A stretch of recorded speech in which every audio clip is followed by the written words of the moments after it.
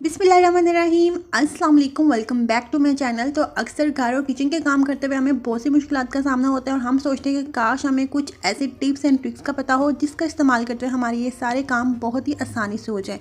तो आज मैं आप लोगों के लिए इसी तरीके के कुछ अमेजिंग से टिप्स एंड ट्रिक्स लेकर आई। और अगर आप लोगों ने मेरा चैनल सब्सक्राइब नहीं किया तो जल्दी से सब्सक्राइब कर लीजिए और वीडियो को बिल्कुल भी स्किप मत कीजिएगा। तो चलिए स्टार्ट करते हैं। तो यहाँ पे हमारी पहली टिप है इस तरीके से लहसुन को लेकर। तो अक्सर जब हमारे घर में काफ़ी ज़्यादा लहसुन आ जाता है तो वो इस तरीके से ख़राब हो जाता है, जैसा कि आप लोग देख सकते हैं। और अगर आप लोग चाहते हैं कि काफ़ी लंबे अरसे तक आपका लहसुन बिल्कुल भी ख़राब ना हो तो आपने बिल्कुल भी टेंशन नहीं लेनी है।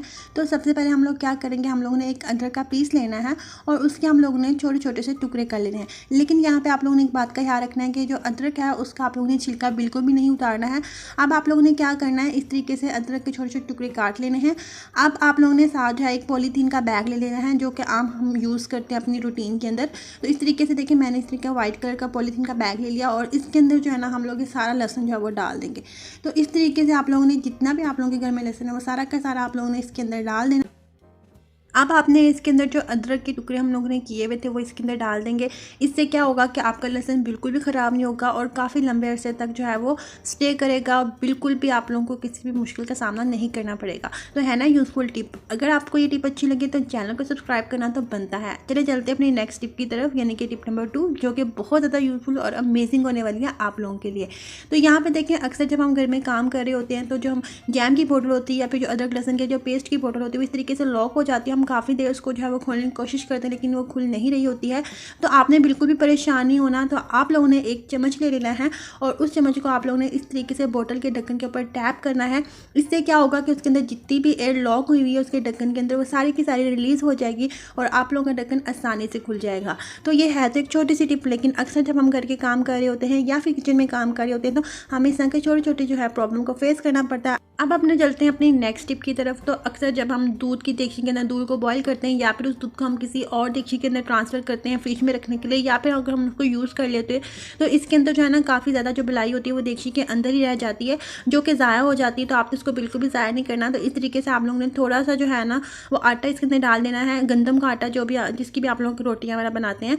तो उसको आप लोगों ने डाल के इस तरीके से अच्छे से मिक्स कर लेना है और इस तरीके से भलाई के साथ आप लोगों ने आटा गूंद लेना है। इससे जो आप लोग आटा गूंदेंगे वो बहुत ज़्यादा सॉफ्ट और नरम बनेगा और आपकी रोटी भी बहुत अच्छे से फूलेगी और बहुत ही मज़े की रोटी बनेगी। और वैसे भी जो हम दूध होता है इस तरह की चीज़ों को ज़ाया बिल्कुल भी नहीं करना चाहिए, उनको यूज़ कर लेना चाहिए। तो आई होप ये टिप भी आप लोगों के लिए बहुत ज़्यादा यूज़फुल रही होगी। और इसका एक फ़ायदा ये भी है कि जब भी आप लोग ये काम करते हैं तो आप लोगों की जो दूध की देगची होती है आप लोगों को बहुत ज़्यादा मेहनत करनी पड़ती है उसको धोने में, क्योंकि उसके ऊपर बहुत ज़्यादा चिकनाई होती है। लेकिन जब इस तरीके से आप लोग उसके अंदर आटा ऐड कर देते हैं तो वो सारी की सारी चिकनाई जो है वो आटा अपने अंदर एब्जॉर्ब कर लेता है और जिसकी वजह से देगची को धोना भी बहुत ज़्यादा आसान हो जाता है। यहाँ पे आप लोग देगची की कंडीशन देख सकते हैं कि वो काफ़ी हद तक जो है वो साफ़ हो चुकी है। तो अब हमें थोड़ी मेहनत करनी पड़ेगी और हमारी देगची आसानी से धुल जाएगी। तो ये देखिए आप लोग खुद ही रिजल्ट देख सकते हैं। और इस टिप को यूज़ करने के हमें डबल से ट्रिपल फ़ायदे होंगे। एक तो आप लोगों की बिलाई ज़ाया नहीं होगी, दूसरा आप लोगों को देगची धोने में मेहनत नहीं करनी पड़ेगी और तीसरा आप लोग जो आटा गूंदेंगे उससे जो रोटियां बनेंगी वो भी बहुत ज़्यादा अच्छी और नरम नरम और फुली फुली बनेंगी। तो है ना यूज़फुल टिप। अगर आपको टिप अच्छी लगे तो चैनल को सब्सक्राइब करना तो बनता है, जल्दी से लाइक भी कर दीजिएगा। अब हम चलते हैं अपनी नेक्स्ट टिप की तरफ, यानी कि टिप नंबर 4। और ये टिप आप लोगों के लिए बहुत ज़्यादा यूज़फुल होने वाली है। तो सबसे पहले आप लोगों ने एक कटोरी ले लेनी है और उसके अंदर आप लोगों ने डालनी है सरफ, यानी कि डिटर्जेंट। आप कोई सा भी डिटर्जेंट यूज़ कर सकते हैं और इसके अलावा आप लोग लेमन मैक्स का भी यूज़ कर सकते हैं, यानी कि जिससे आप लोग बर्तन धोते हैं आप लोग उसका भी यूज़ कर सकते हैं। तो यहाँ पर मैंने आधा चम्मच जो है वो डिटर्जेंट लिया है। उसके बाद इसके अंदर मैंने थोड़ा सा पानी ऐड किया और इसे मैं अच्छे से मिक्स कर दूँगी। इस तरीके से आप लोगों ने इसे अच्छे से मिक्स कर देना है ताकि इसमें जितना भी डिटर्जेंट है वो अच्छे से पानी के अंदर मिक्स हो जाए और यकजा हो जाए। तो इसको हम रख देंगे साइड पे। और अब मेरे पास एक पुरानी जुराब पड़ी हुई थी तो मैंने सोचा कि इसको फेंका ना जाए बल्कि इसको यूज़ किया जाए। तो यहाँ पे मेरे पास था एक पुराना कंघा और जिसे मैंने बिल्कुल भी नहीं फेंका। तो इसके अंदर मैंने इस तरीके से कंघे को डाल दिया जुराब के अंदर और इस तरीके से एंड पे हम लोग जो है ना वह एक नॉट लगा देंगे और यानी कि गिरा लगा देंगे और इसे अच्छे से टाई कर लेंगे। और उसके बाद आप लोगों ने जुराब को फोल्ड कर देना है। अब आप लोगों ने क्या करना है कि जो डिटर्जेंट का सोल्यूशन हम लोगों ने बना के रखा हुआ था उसको आप लोगों ने चम्मच की मदद से अच्छे से जो है ना इसके ऊपर लगा देना है। तो अक्सर जब हम लोग घर या किचन की सफाई कर रहे होते हैं तो कुछ ऐसे कोने होते हैं जहाँ तक हमारा हाथ अच्छे से नहीं पहुँच पाता या यहाँ से अच्छे से सफाई नहीं हो सकती। तो देखिए यहाँ पे किचन के इस साइड पे जो है ना हम लोग अच्छे से किचन को साफ़ तो करते हैं लेकिन ये वाला जो एरिया है, ये जो कोने हैं, ये अच्छे से साफ़ नहीं हो पाते हैं। तो आप लोग इसकी मदद से अच्छे से साफ़ कर सकते हो। ये देखें कितनी आप लोगों के सामने कितनी ज़्यादा डर्ट निकली है इसमें से। तो इस तरीके से आप लोग इसे अच्छे से क्लीन कर सकते हैं। उसके बाद आप लोगों ने एक साफ़ सुथरा कपड़ा लेना और इसे अच्छे से साफ़ कर देना है।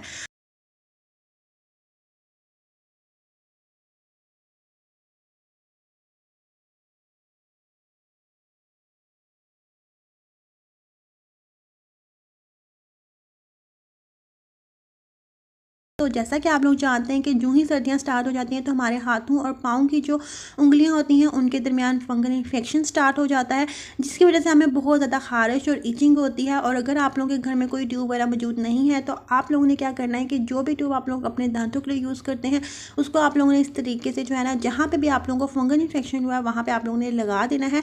और जब भी आप लोग अपने पाँव या हाथ धोएं तो उन्हें अच्छे से खुश्क करें, क्योंकि आप लोगों को पता है कि सर्दियों में इन्वायरमेंट के अंदर बहुत ज़्यादा मॉइस्चर होता है, बहुत ज़्यादा नमी की वजह से ये फंगल इन्फेक्शन स्टार्ट हो जाता है। तो आपने बिल्कुल भी नहीं घबराना है।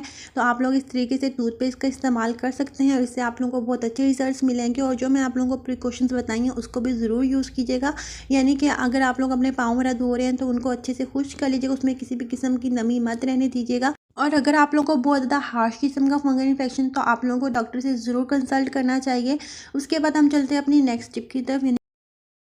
तो यहाँ पे मैंने लिया है एक आलू और इसे मैंने इस तरीके से काट लिया और इसको हम किस पर्पज़ के लिए यूज़ करेंगे। तो अक्सर जब हम लोग खाना वगैरह बना रहे होते हैं तो हमारे हाथों पे जलने के निशान बन जाते हैं, जो कि बिल्कुल भी नहीं जाते और बिल्कुल अच्छे भी नहीं लगते।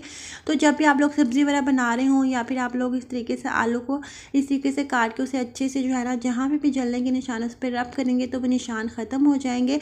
और जैसा कि आप लोग जानते हैं कि जो आलू है उसके अंदर बहुत ज़्यादा ब्लीचिंग प्रॉपर्टीज़ होती हैं और बहुत ज़्यादा अच्छा होता है आपकी स्किन के लिए भी। और जो भी निशानात और धब्बे वगैरह होते हैं उनको रिमूव करने के लिए बहुत ज़्यादा यूज़फुल होता है। तो आप लोग इसको भी यूज़ कर सकते हैं। उसके बाद हम चलते हैं अपनी नेक्स्ट टिप की तरफ। तो अक्सर जब भी हम अपनी दूध की देगची खाली करते हैं तो उसके अंदर इस तरीके से काफ़ी ज़्यादा बिलाई जो है वो दूध की देगची के साथ जो है वो चिपक जाती है और काफ़ी ज़्यादा हमारी बिलाई इस तरीके से ज़ाया हो जाती है। तो आप लोगों ने उसको बिल्कुल भी ज़ाया नहीं करना है। तो इस तरीके से आप लोगों ने एक मेडिसन का रैपर लेना है और उसे अच्छे से पहले वॉश करना है। वॉश करने के बाद आप लोग खुद ही देख सकते हैं कि किस तरीके से जितनी भी बिलाई है जो कि हमारी देगची के तले के साथ जो है वो चिपकी हुई है तो अच्छे से रिमूव हो जाएगी। तो इस तरीके से आप लोग दूध की देगची के अंदर मेडिसन के वाइपर का ईजिली यूज़ कर सकते हैं। और हम लोग क्या करते हैं, अक्सर फेंक देते हैं, तो आप लोगों ने इसको बिल्कुल भी नहीं फेंकना है। तो आप लोग इसे इस पर्पज़ के लिए भी यूज़ कर सकते हैं। और यहाँ पर देखें कि साइडों पे जितनी भी पिलाई लगी है वो कितने अच्छे से रिमूव हो रही है।